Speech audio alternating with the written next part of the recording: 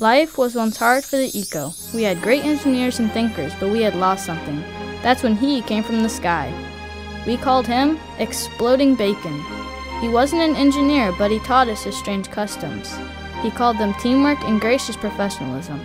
By working together, we solved our problems one by one. We even helped him find his way.